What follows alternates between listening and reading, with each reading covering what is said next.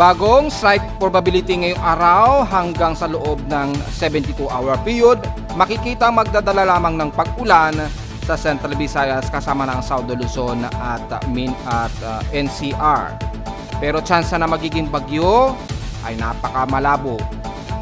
Nalalabi ng Central Visayas at ilang bahagi sa silangang bahagi ng Visayas at Mindanao patuloy na makakaranas ng kalat-kalat ng mga pag-ulan na may pagkidlat at pagkulog. Metro Manila at ilang bahagi ng Central Luzon at kanlurang bahagi ng Northern Luzon tuloy-tuloy na makakaranas ng mga pagkulog at pagkidlat. Inaasahang heat index sa Metro Manila bahagyang mababa.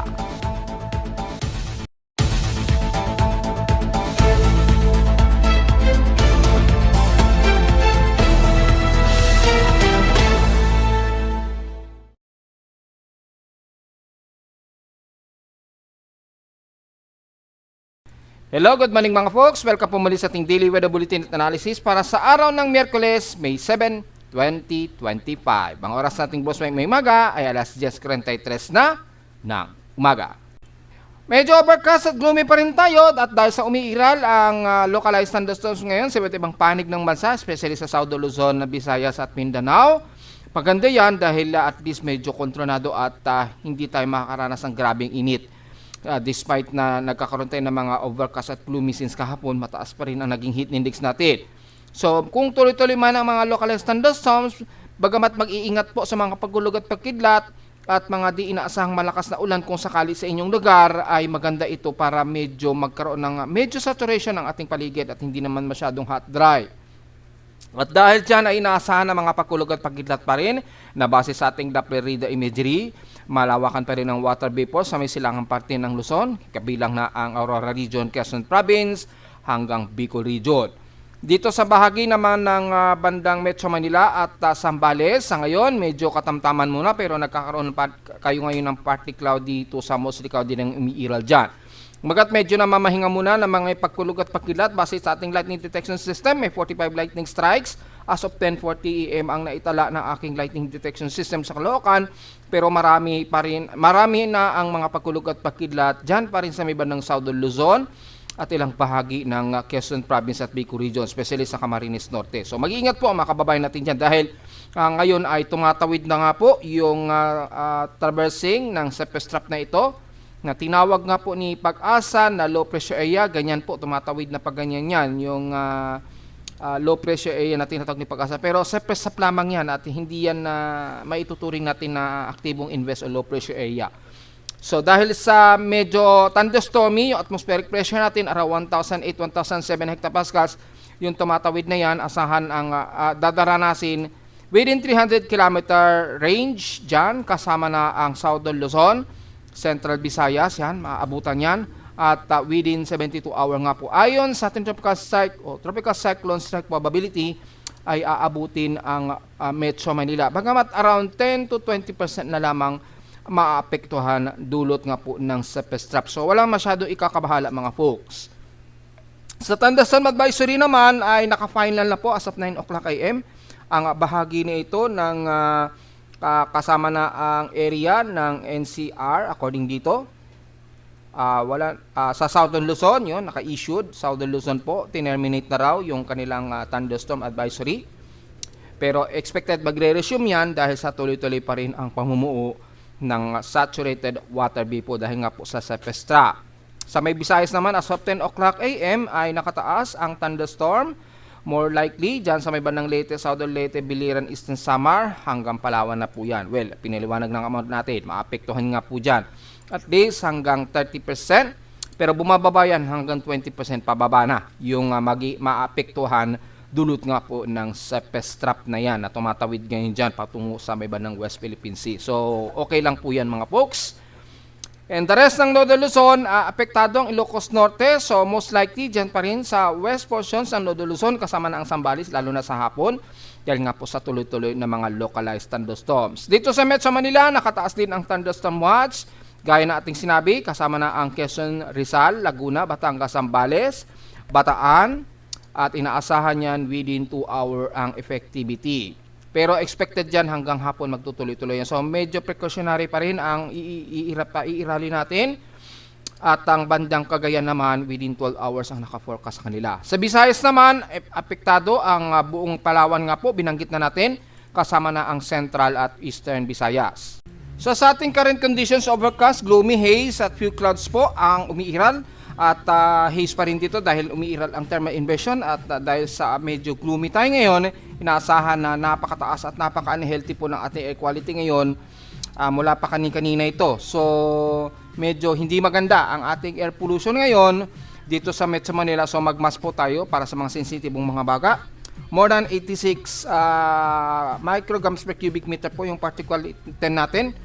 So hindi natin alam kung saan ang concentration niyan, pero inaasahan lang talaga natin ngayong araw ay hindi maganda ang ating air quality. So magmas malalaman po, napaka-unhealthy ngayon ang ating air quality ngayong umaga. Sa lowest temperature na itala, naka-weather station kaninang 5:30 AM, nakapagtala kami ng lowest of 26.3 degrees Celsius. Kahapon, nasa 34.3 degrees Celsius lamang ang highest air temperature namin, so medyo bababa. Naitala ito kahapon ng hapon at 2 o'clock PM. So meaning, bahagyang mababa pero nasa 48 degrees Celsius o 48.9 degrees Celsius ang init pandama namin kahapon.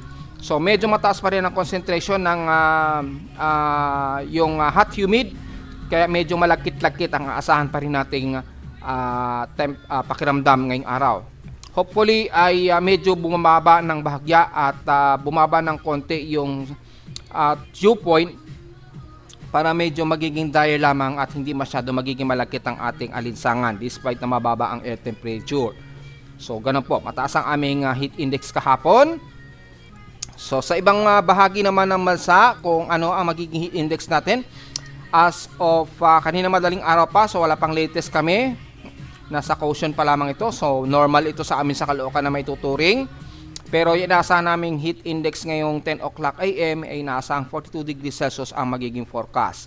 At aabot pa yan hanggang 44 degrees Celsius ngayong 11 o'clock, which is then na raw ang pinakamataas na heat index sa amin sa Caloocan. So mapapansin ninyo, bahagyang mababa ang heat index na ngayon namin sa Caloocan. Dahil sa sunod-sunod na medyo gloomy tayo at mga pagkulog at pagkilat. So yung forecast bumaba rin yung naging heat index. So hindi magiging grabe ang heat index namin sa Caloocan. Pero within 7 days, manatiling mataas pa rin na umaabot pa rin sa more than 40 degrees Celsius ang aming heat index. So tuloy-tuloy pa rin tayo na mataas ang heat index mga folks ha. At sa iba't ibang panig naman ng bansa sa most selective areas lamang. Mula sa Lawag, Ilocos Norte, expected heat index ninyo ngayon dyan 38 degrees Celsius. Pero aabot yan sa pinakamataas sa 40 degrees Celsius starting ngayong 11 at 12 o'clock yan ng tanghali. Sa bahagi naman ng Tuguegarao, inaasahan ang pinakamataas sa inyo so far, 38 degrees Celsius. Pero aabot daw yan ng hanggang 44 degrees Celsius danger na heat index mamayang alas 2 ng hapon. So aabot daw ng 44 degrees Celsius. So mainit sa inyo dyan. Pero tuloy-tuloy pa rin daw ang localized thunderstorm forecast dyan ha. Sa may Santiago naman, sa Isabela, saan yung Santiago? Yan. Nasa ang heat index sa inyo dyan, 40 degrees Celsius, pero aabot sa pinakamataas na 44 degrees Celsius din, mamayang alas 2 po yan ng hapon. So, nasa danger level din ang inyong magiging heat index mamayang hapon. So, wag masyadong magbibilad pa rin. Sa may bandang Dagupan naman, nasa 42 degrees Celsius ang inyong heat index ngayon, pero pinakamataas na aabutin hanggang 43 degrees Celsius ngayong 11 o'clock ng umaga. So, nasa danger pa rin. Huwag din masyadong magbibilad despite na makakaranas kayo ng mga pagkulog at pagkidlat sa hapon, sa gabi o madaling araw man yan. Since nagkakaroon ng pagkulog at pagkidlat, silipin natin din ang Tarlac. Well, 43 degrees Celsius ang inyong heat index, so mataas pa rin. Pero aabot yan ng 44 degrees Celsius ngayong 11 o'clock AM. So mataas pa rin despite na nagkaroon kayo ng mga kalat-kalat na pag-ulan at pagkulat at pagkidlat kahapon dyan. Sa Batangas naman, Batangas City ay nasa ang heat index sa inyo dyan, 43 degrees Celsius din. Pero aabot pa ng 44 degrees Celsius yan ngayong 11 o'clock AM, which is pinakamataas sa inyo na heat index danger sa Batangas. So, wag din masyado magbibilad despite na medyo makulimlim tayo dyan at makakaranas sa mga kalat-kalat na pag-ulan. Dahil hindi ibig sabihin yan ay bababa ang init pandama dahil mataas pa rin ang ating hot humid sa paligid. Bunsod po ng easterlies pa rin. Samantala sa Occidental Mindoro, sa may San Jose, Occidental Mindoro, expected heat index ninyo dyan, 38 degrees Celsius, at which is yan na ang pinakamataas ninyo ngayong maghapon. So medyo mababa ang heat index sa inyo dyan sa Occidental Mindoro. Sa may Visayas naman, sa Mandaue, Cebu tayo, makikita natin nasa 34 degrees Celsius, napakababa ang inyong heat index. So nasa extreme caution lamang ang pinakamataas. Highest na ninyo ay 35 degrees Celsius ngayong 11 hanggang 12 o'clock daw ng tanghali. So, despite na medyo mababa, pero wag natin baliwalain ang extreme caution na yan dahil nagiging maaraw pa rin sa inyo dyan kahit papano. Habang tumatawid na ngayon yung surface trap dyan. Sa may bahagi naman ng Mindanao, sa Davao City, ang inaasahan nating heat index ngayon dyan, yan ay 31 degrees Celsius, so very caution lamang, pero tataas yan hanggang 32 degrees Celsius mamayang alauna hanggang alas 2 po yan ng hapon. So mababa pa rin at comfortable na maituturing pa rin to, pero sa mga masyadong sensitibo sa taas ng heat index, medyo magpalamig na lamang muna kayo kahit papano. Sa Zamboanga Peninsula naman, sa Zamboanga City, nasahang 37 degrees Celsius ang inyong heat index ngayon dyan, pinakamataas na ang 37 degrees sa inyo. So, aabot pa ng 38 degrees Celsius pa, mamayang alauna hanggang alas 2 ng hapon. So, medyo extreme caution pa rin at wag din masyadong magbibilad dahil mataas pa rin yan kahit papano dahil pasok sa extreme caution. Wag na lamang masyado magtagal na magbibilad kung sakaling maaraw. Pero sa forecast kasi, medyo overcast din kayo dyan, gloomy at may mga kalat-kalat din daw na pag-ulan. So, okay lamang just in case. Kung tatabi naman natin sa PX Extreme, sin past 24 hours nangunguna ang NAIA Airport o Ninoy Aquino International Airport sa may pinakamataas na 34.9 degrees Celsius. Highest air temperature na yan sa bansa. At pinakamababa sa Baguio na 17.6 degrees Celsius ang stationary low temperature sa kanila. Sa Inulan naman, sa Inulan ang Dagupan, sa Pangasinan nakaranas ng 70 mm na grabing ulan since kahapon ang sunod-sunod na mga pagkulog at pagkidlat dyan. At kami dito sa Caloocan, nakaranas kami ng at least 9.3 mm na total rainfall kahapon. Pero mga bandang hapon na po kami inulan yan. So, nasa total of 35.1 mm ang total rainfall na namin ngayong month of May. So, nanatili pa rin way below normal sa different average namin na supposed to be 163.7 mm. So, tingnan natin kung lalagpasan yan o aabutin man lang. Sa ating outside humidity, so far ay nasa 80% tayo ngayon. Highly saturated ang ating outside humidity. So, medyo mahirap magpatuyo nito ng sinampay.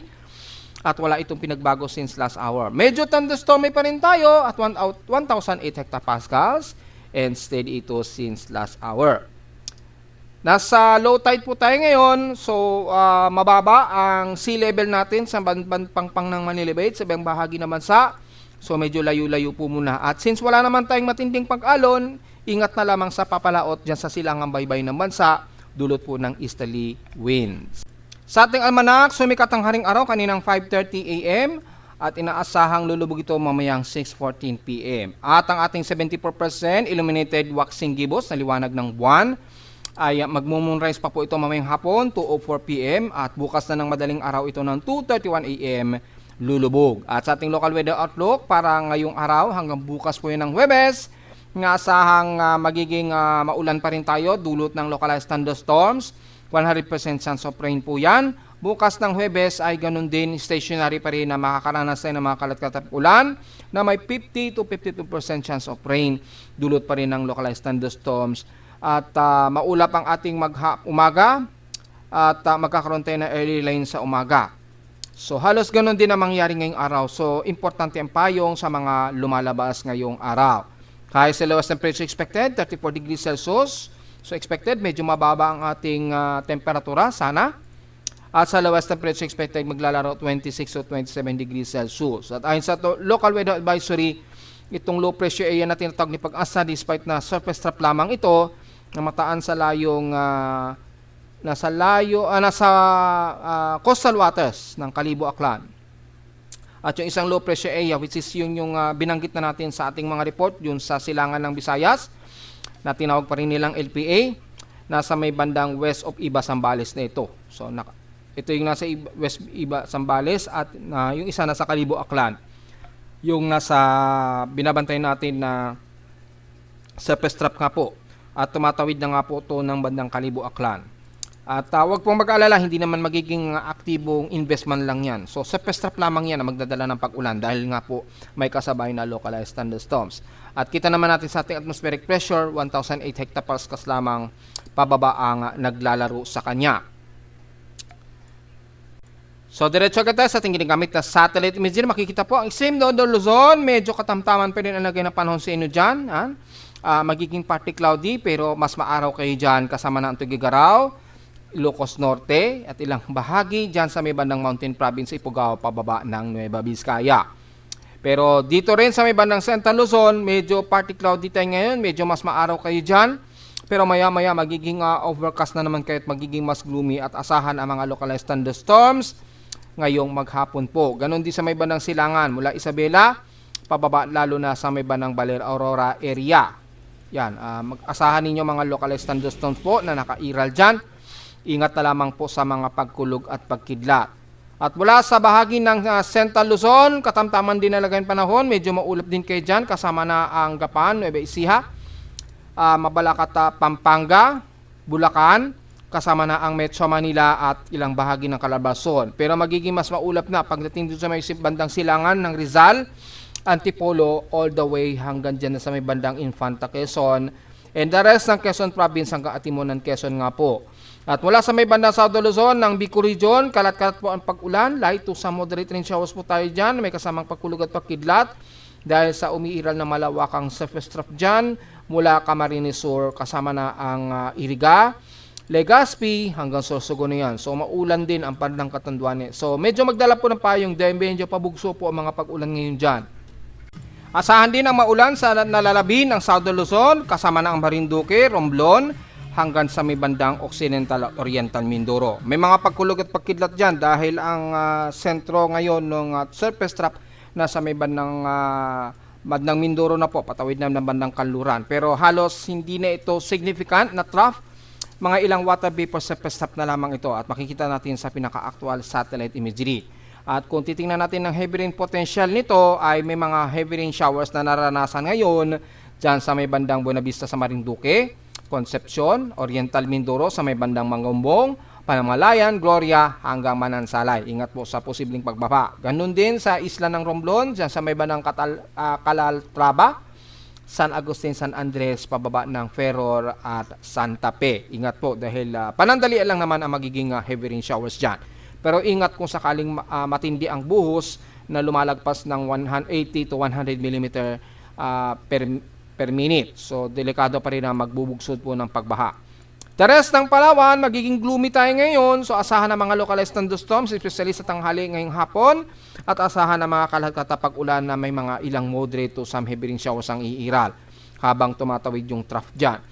At sa may bandang Visayas, magiging kalat-kalat ang pag-ulan ninyo dyan. Kasama na ang Panay Island, Iloilo. Ayan, at patawid ng bandang Negros Region sa Bacolod. At sa Hilaga, mula Cadiz, Escalante, Silay, San Carlos, hanggang bandang Canlaon. Kalat-kalat na mga ilang moderate and some heavy rain showers pong iiral dyan. Pababa ng bandang Kamangkalan sa Negros Occidental. At ilang bahagi dyan sa may bandang Sipalay at Bayawan.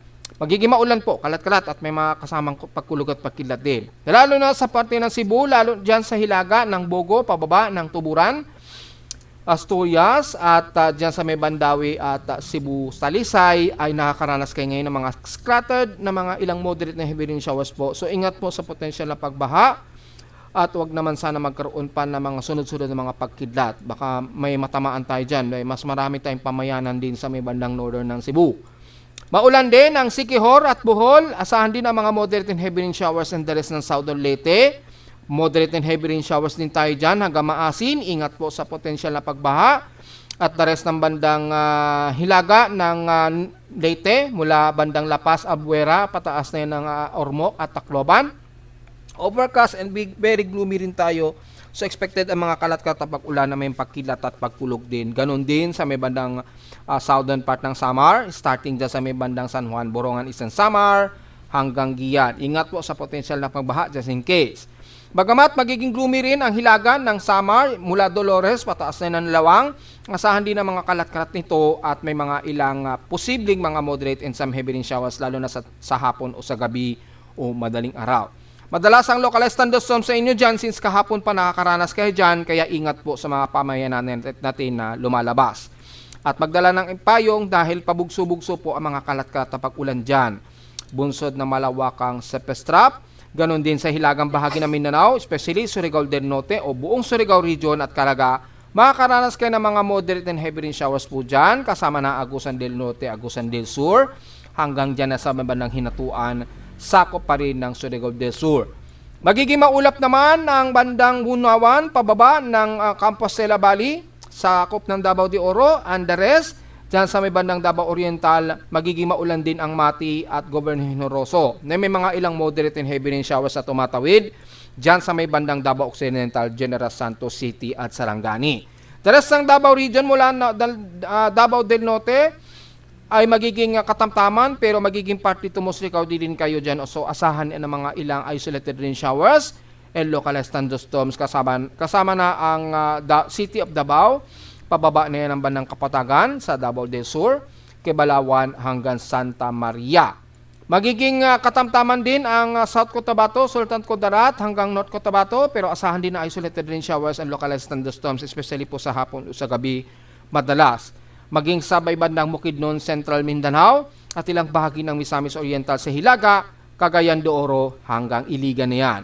So magiging gloomy rin tayo dyan at asahan ng mga kalat-kalat na pag-ulan na may pagkilat at pagkulog. At kung di tayo nagkakamali, kabibisita lang yata dyan ng ating Vice Presidente. So hopefully hindi sila inabot ng malawakang ulan dyan kahapon. Mula Lanao del Norte naman, kasama na ang Misamis Occidental, papasok ng Zamboanga Peninsula. Magiging gloomy rin tayo, overcast, pero bagamat katamtaman, asahan ng mga isolated rain showers.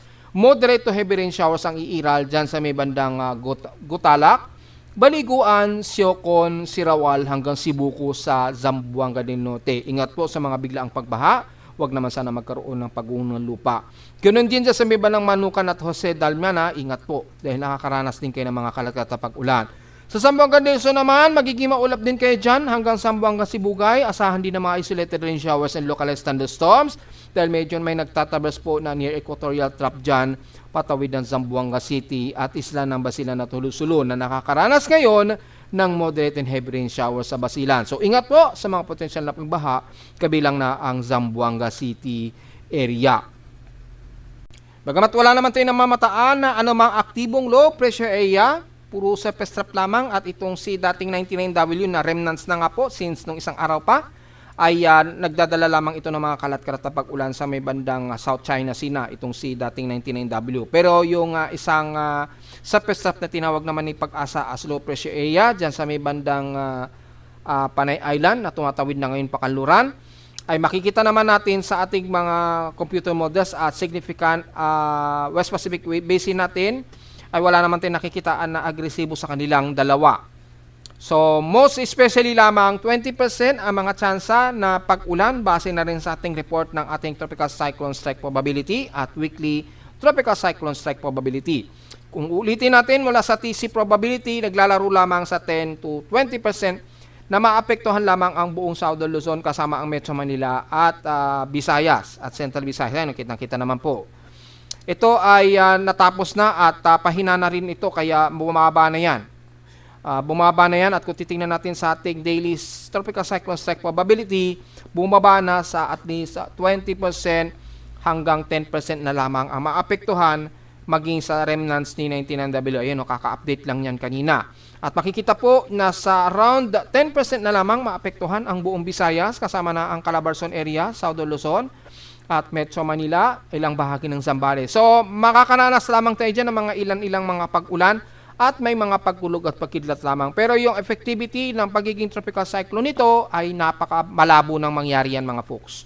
So, most probably, yung maapektuhan na lamang according sa genesis na ito ay magdadala lamang ng mga kalat-kalat na pag-ulan na may pagkilat at pagkulog. So, wala tayong magiging problema po ngayon hanggang sa susunod na 72-hour period. Yan, kung titingnan natin, and extended forecast po ito. Yan. Within 96 hours na po ito, from 72-hour period, makikita natin mababa na around 5 to 10% na lamang na maapektuhan ang bahagi na ito ng Metro Manila, Zambales, 5% na lamang. So napakaliit na, halos hindi na natin ramdam yan. Kabilang na ang Mindoro at Palawan area. The rest ng bansa, halos hindi na apektado. Hindi na siya pasok sa pinaka-apektadong lugar. Yan ay bandang May 10, 2025 na po yan, Sabado. So this coming weekend, mukhang magiging magandang muli ang ating panahon at magiging mas maaraw na at maalinsangan na naman na wala tayong magiging malawakang kalat-kalat na pag-ulan. So, puro maliliit ang isolated rain showers ang magiging forecast natin pagpasok po ng weekend. Pero sa ngayon, between May 6 hanggang May 9 po, asahan natin hanggang 10 to 20% lamang maapektuhan ang nalalabi ng Visayas, Southern Luzon, kasama na ang Metro Manila at Zambales area yan. Hanggang sa ito ay makatawid na dito sa may bandang West Philippine Sea na magdadala lamang ng mga katamtam at mga kalat-kalat na pag-ulan. So medyo good news pa rin yan at medyo maganda yan sa Metro Manila kung tayo ay uulanin. Total, hindi naman matitindi ang magiging buhos ng ulan. Pero sa mga nagtatanong, magiging bagyo ba yan? Wala po tayong inaasahan na may mabubuong anumang tropical wave this week nga po. Nireport na natin yan, di ba, nung unang-una nga po. So, magdadala lamang ng mga kalat-kalat na pag-ulan yan. Dahil maging sa ating West Pacific Basin ay wala tayong namamataan na anumang probability o anumang favorable convergence. Ayun, napakalabo naman. Ilang beses na natin yan nire-report.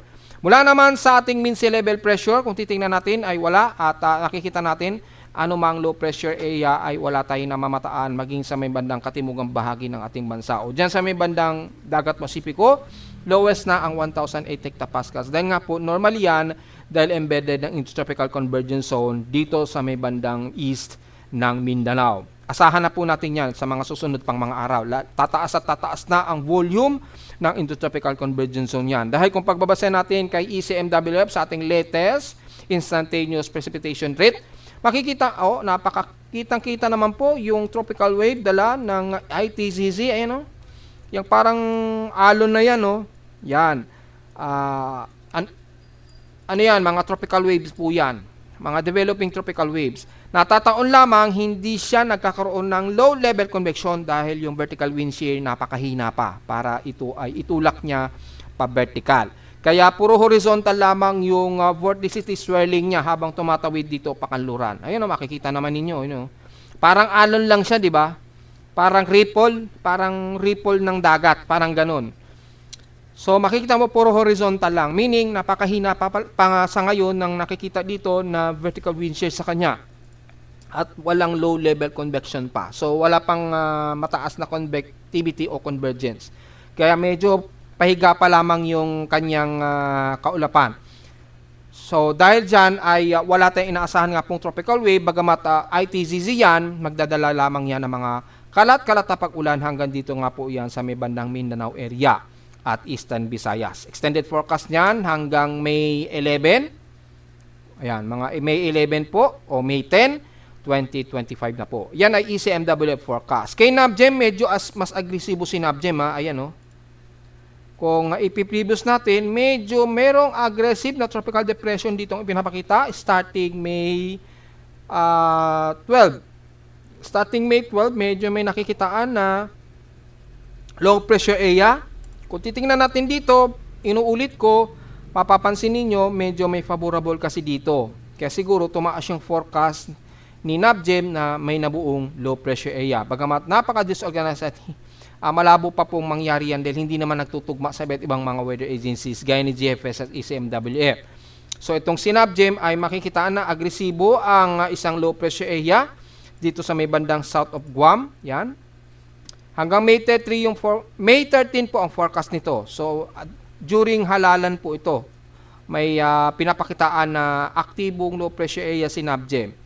Pero wag pa natin seryosohin muna yan sa ngayon mga folks dahil kay NABGEM pa lang natin nakitaan ng forecast na yan.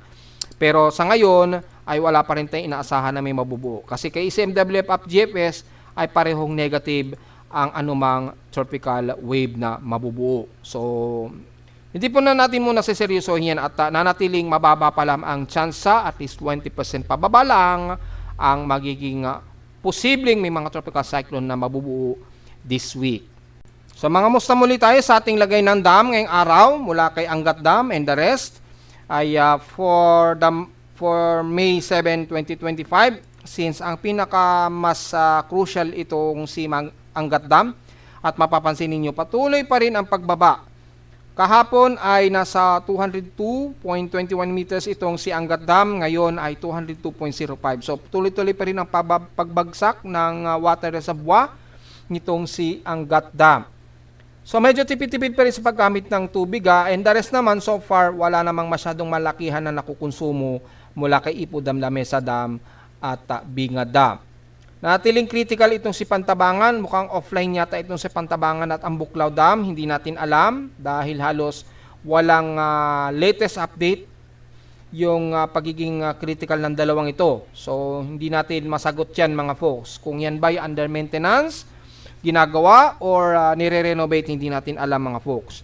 Pero the rest mula kay Magat Dam at Angat Dam hanggang Lamesa Dam, normal pa naman yung kanilang water reservoir. Hindi pa naman siya nagki-critical at since malayo-layo pa naman ang nakukonsumo. Magiging tututukan lang natin itong si Angat Dam dahil halos mahigit 7 o halos magi 8 meter na po ang nakukonsumo niya. Hindi kagaya ng iba, halos wala pang mga 1 meter ang nakukonsumo. Kung titingnan natin dito kay Magat Dam, halos 3 meters lamang ang nakukonsumo niya.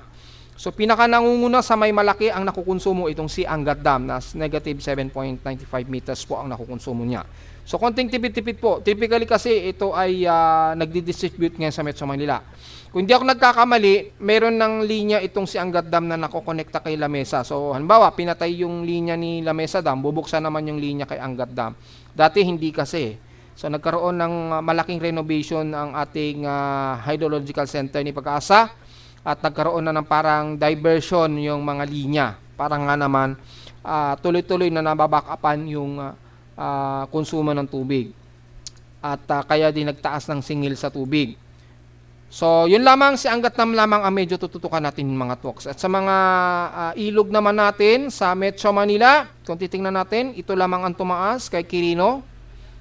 At dito sa may bandang Napindan, bandang Pasig. And the rest, normal naman yung mga ilog natin. Yun lamang ang pinaka-latest natin for hydrological advisory para ngayong araw. Sa ulat Tindol, well, wala naman tayong namamataan na medyo malakas-lakas na mga pagyinig. May mga ilang distortion noise lamang tayo na dadatnan pagsapit po ng hapon. Well, kasi sa hapon, napapansin natin, lumadami yung mga localized thunderstorms yan. So, medyo nagiging noisy ang aking seismometer pag sobrang dami ng interference mula sa mga pagkulog at pagkidlat. Pero mula sa data feed ni PBox ay wala namang na-record tayo so far na magnitude 4.0 pataas. So medyo kalmado ngayon ang ating pagyanig mula kaninang mga daling araw. Pero marami-rami na kaagad na mga naging pagyanig. So bilangin natin ang historical earthquakes natin kung ilan na ang total earthquake count natin ngayong araw. So nakakapitong araw o 1 week pa lamang tayo ngayong month of May. So marami pa pong madadagdagan dyan. Yan, for the month of May ay nasa total of 231 earthquakes na po tayo. 219 dito sa magnitude 2.0 pataas, 12 sa magnitude 4.0 pataas, at nanatiling wala tayong naitala na magnitude 5 o 6.0 na lindol. So, yun naman po pinaka-mas latest natin since kukunti pa lang naman din ang nadagdag. Pero mapapansin natin, marami na kaagad sa may bandang Mindanao at Southeastern Visayas. May mga cluster na kaagad tayo na malawakang pagyayinig. So, medyo alisto pa rin tayo, lalo sa bandang Visayas at Mindanao, mga folks. At narito naman ating 3-day weather forecast para sa unang linggo o 1 week ng May 7, 2025.